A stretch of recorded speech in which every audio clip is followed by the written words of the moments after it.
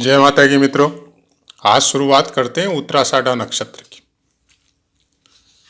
थोड़ा सा हर नक्षत्र की जब भी शुरुआत करते हैं, शुरुआत में थोड़ा सा उस नक्षत्र के बारे में बोलते हैं। बाकी उसके बारे में बहुत कुछ डिटेल में हमने बहुत पहले पाठ पोस्ट किए हुए हैं। अगर आप नए हैं, पहली बार आए हैं चैनल में और सुन रहे हैं, तो आप पुराने वीडियो भी आप जाके देख सकते हैं। उत्तराषाढ़ा नक्षत्र आप सर्च में मारेंगे तो आपको मिल जाएगा। वैसे भी आपकी सुविधा के लिए हमने अलग अलग प्ले लिस्ट बनाई हुई है। नक्षत्रों की अलग है, बाकी चीज़ों की अलग है। तो प्ले लिस्ट के हिसाब से, क्योंकि वीडियो थोड़े ज़्यादा हो गए और वो सब आपके लिए है, हमारे लिए नहीं है। और चैनल का मकसद यही है कि ज्योतिष को आप खुद समझे, बनिस्पत दूसरों के समझाने से समझे। खुद जब समझेंगे और कुछ अच्छी पुस्तकों का भी अध्ययन करेंगे तो बहुत जल्दी बहुत कुछ सीखने की आपके अंदर ललक भी होगी और आप खुद सीख भी पाएंगे। उत्तराषाढ़ा नक्षत्र में जिनका भी जन्म होता है, प्रायकर उनका शरीर बहुत अच्छा होता है। मतलब जो भौतिक शरीर है हम लोगों का, अच्छा नयन नक्श होता है, आंखें बहुत चमकीली होती है और आकर्षक व्यक्तित्व का इंसान होता है। स्वभाव से भी बहुत विनम्र होता है।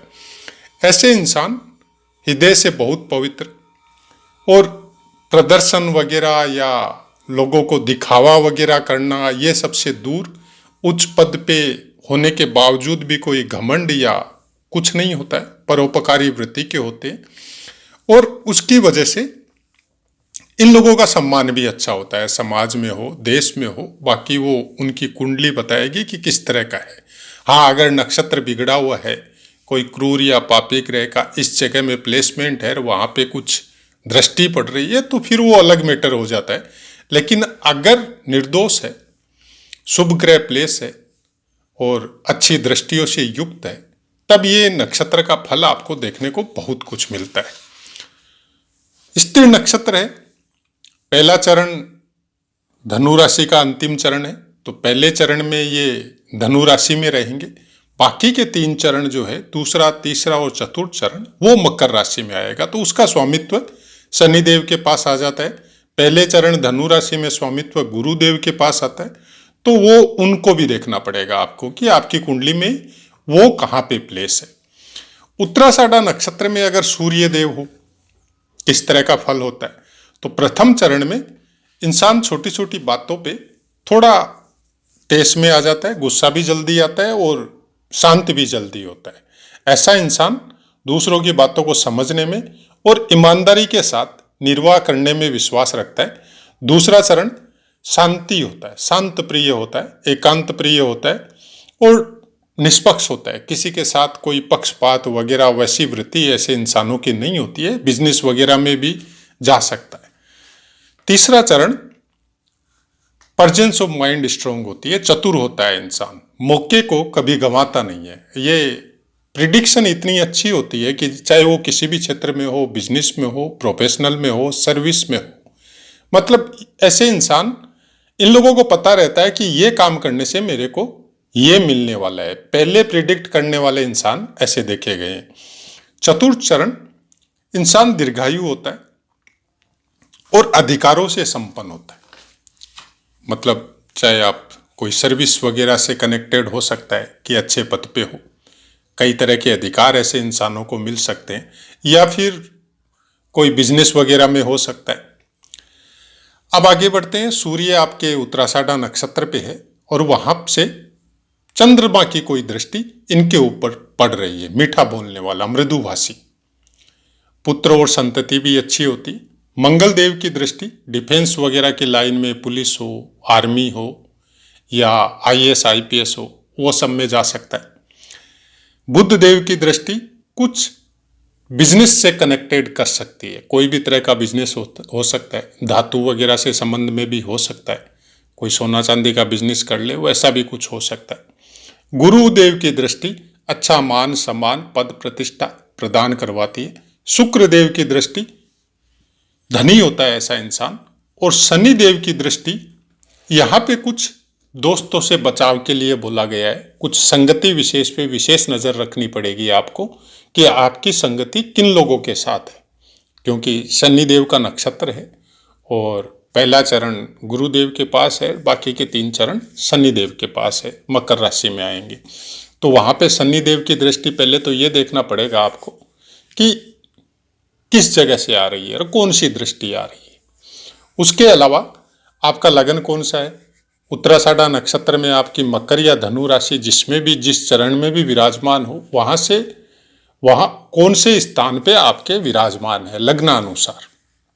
तो ये सब बहुत सी बातें, किसी एक चरण या किसी एक ग्रह या किसी एक दृष्टि से कभी कोई आपका कुंडली का कायाकल्प नहीं होता है, और जो दोष भी बताए गए हैं वो पूरी तरह नहीं मिलते हैं, और जो अच्छे फल भी बताए गए हैं वो भी पूरी तरह नहीं मिलते हैं। लेकिन नक्षत्रों का एक विशेष योगदान होता है, हम बार बार बोलते हैं पाठ में कि आपके अंदर वैसी कुछ प्रेरणा होती है, लेकिन पूरी प्रिडिक्शन में हो सकता है आप उस तरह के कर्मों में संलग्न नहीं हो कि जैसे हम हमारे ऊपर बता देते हैं, जैसे हमारी पसंद थी शुरू से ज्योतिष, स्टडी लाइफ से, लेकिन हमको कर्म करने के लिए हमारी कुंडली ने या हमारे प्रारब्ध ने इजाजत नहीं दी कि हम रात दिन ज्योतिष में ही रहें और ज्योतिष के द्वारा ही धनोपार्जन करें और उसी से अपने परिवार का खर्चा चलाएं। वैसी इजाजत मेरे प्रारब्ध ने या मेरे कर्मों ने मेरे को नहीं दी, तो हम प्राइवेट में सर्विस लाइन में आ गए। लेकिन वो जो पसंद है, जो नक्षत्रों का जो योग है, जो ग्रहों का योग है, विभिन्न नक्षत्रों में बैठ के एक दूसरे के ऊपर दृष्टि है, तो वो पसंद आपकी खत्म नहीं होती है। जैसे ही कोई ज्योतिष की पुस्तक मिली आप पढ़ने बैठ गए, या अपने परिवार की कुंडली में योग दुर्योग उनका स्टडी करने लग गए, आप रिसर्च करने लग गए। कोई जरूरी नहीं है वो आपका पेशा बने, कोई जरूरी नहीं है आप प्रोफेशनल बने। तो वैसा ही कुछ बाकी चीजों के लिए होता है, जैसे आपकी पसंद कुछ और हो सकती है और आपका कार्य कुछ और हो सकता है, लेकिन वैसी प्रेरणा रहती है आपके अंदर। और जिस ग्रह की ज्यादा वो चीज होती है, वो एक टाइम के बाद में उसमें कुछ हलचल होती है आपकी, कि जैसे कोई टाइम आया आप खाली बैठ गए, आपके पास काम नहीं है, तो वो उस चीज का बढ़ाव या उस चीज की एनर्जी आपके अंदर कुछ ज्यादा प्रज्वलित हो जाती है। जैसे किसी को माइनस थिंकिंग की आदत ज्यादा होती है, क्या बचाव बताया जाता है, ज्योतिष में भी क्या बोला जाता है कि पॉजिटिव आदमियों के साथ में रहिए, कभी अकेले मत रहिए, अपने अच्छे दोस्तों की संगति में रहिए जो आपकी पॉजिटिविटी बढ़ा सके या आपका ख्याल रख सके। अब टाइम ऐसा आ गया कि आपको अकेला रहना पड़ गया, तो उसको कैसे दूर करेंगे। फिर वो चांस नहीं मिलता है कि आपकी नेगेटिविटी को कोई दूर करने वाला हो। फिर खुद के ऊपर खुद का ही चांस है, आप अपने आप को कितना संभाल सकते हैं, आप उस एकांत का किस तरह से अपने आप को ग्रो करने में यूज कर सकते हैं। एकांत, अगर हम अपने एक्सपीरियंस से बोलें, अकेला रहना, अलोन रहना, इसको हम अपने एक्सपीरियंस से जो हमने देखा है या भोगा है, ये वो प्रोडक्ट है इसका ब्रह्मांड का या नक्षत्रों का, कि आपको ऐसी ऊर्जा प्रदान करता है जो ऊर्जा आपको लाखों करोड़ों अरबों रुपए देने से भी नहीं मिलती।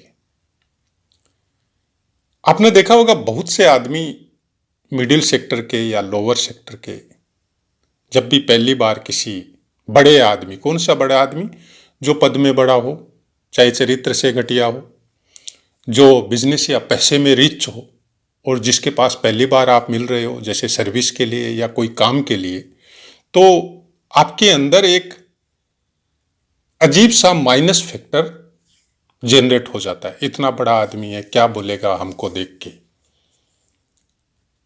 लेकिन एकांत वाला जो हथियार है, उससे आपने अपनी पॉजिटिविटी को इतना ग्रो कर दिया कि आप बड़े से बड़े आदमी के सामने भी आपकी हार्ट की बीटिंग नहीं बढ़ेगी, आपकी बीपी हाई या लो नहीं होगी, आप उसको आंख में आंख मिला के बात कर सकते हैं।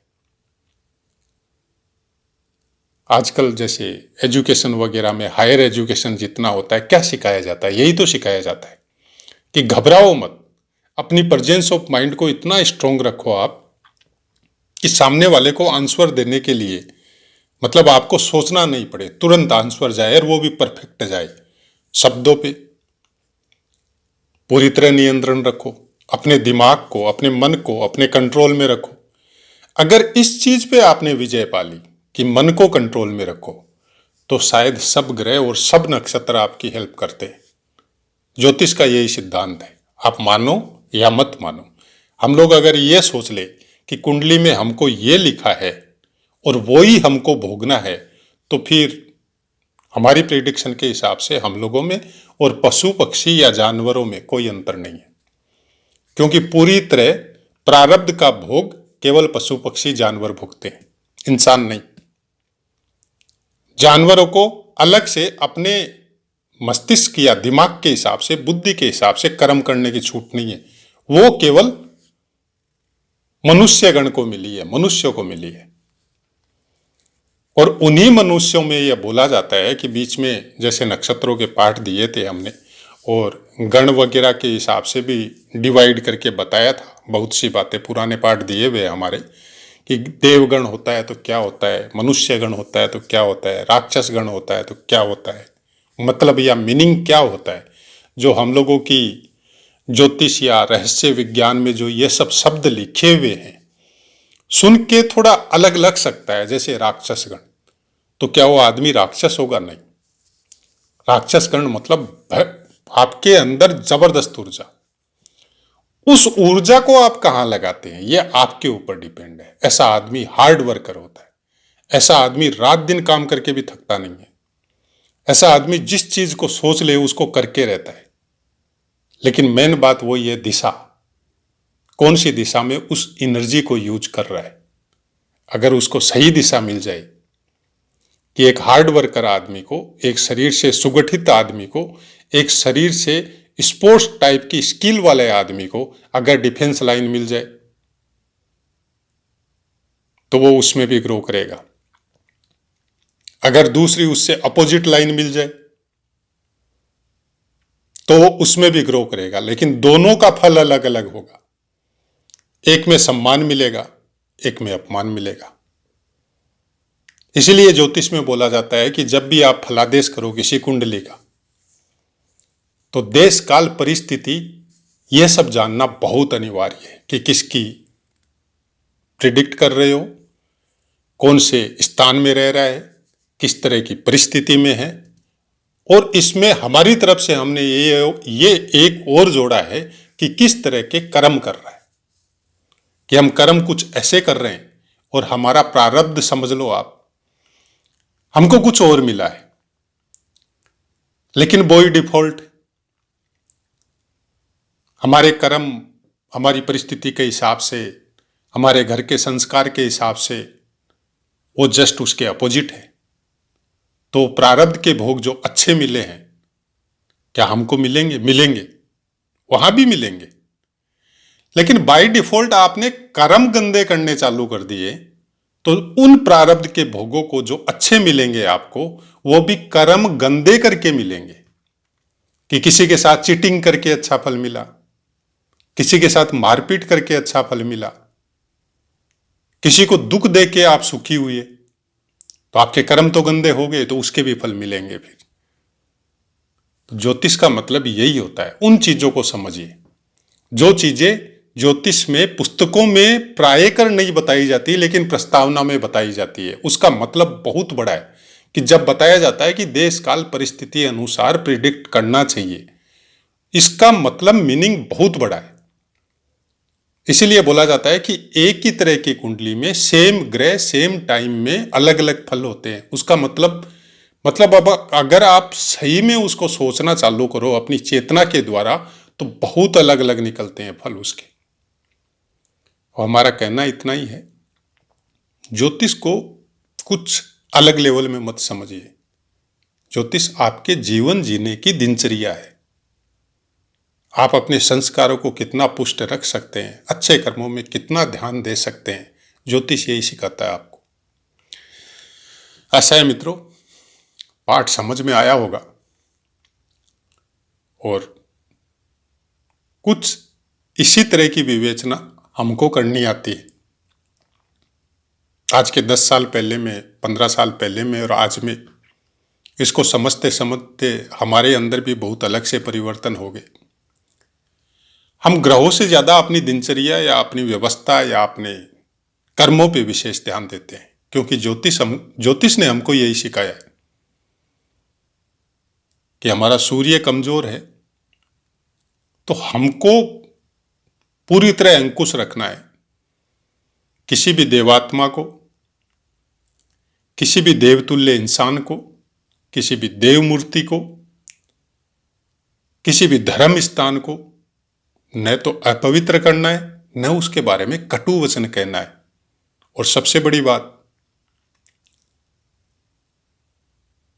अपने दांत हर जगह नहीं दिखाने हैं। अपना थूक जो हम लोग थूकते हैं आजकल, जो पान पुड़िया जो रात दिन मुंह में दबा के रखते हैं, कहीं पे भी थूक देते हैं, नहीं थूकना है। पता नहीं किस समय सूर्य उदय होते हुए आप उसके सामने थूक दिए, बहुत गलत फल मिलता है।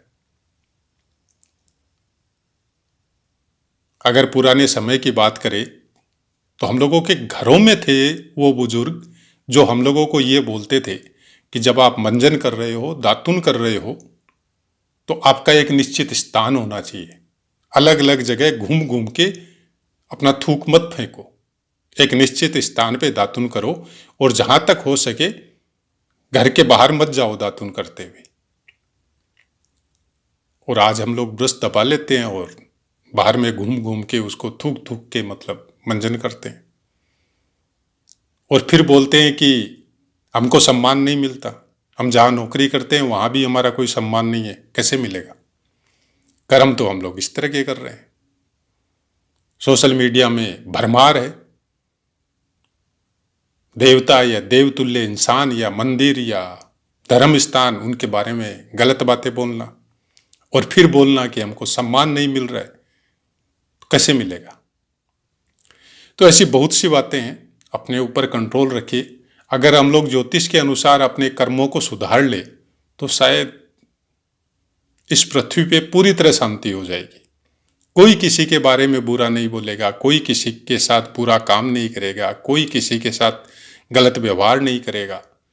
इसी आशा के साथ माता रानी से यही विनती है, सब सुखी रहे, सब स्वस्थ रहे, सबका मन हृदय निर्मल हो, सब एक दूसरे की हेल्प करे, सबके मन में ईश्वर के प्रति, अपनों के प्रति, अपने देश के प्रति, अपने समाज के प्रति दयालुता की भावना हो, परोपकार की भावना हो। वाणी को विराम देते हैं, आपसे आज्ञा लेते हैं। जय माता की।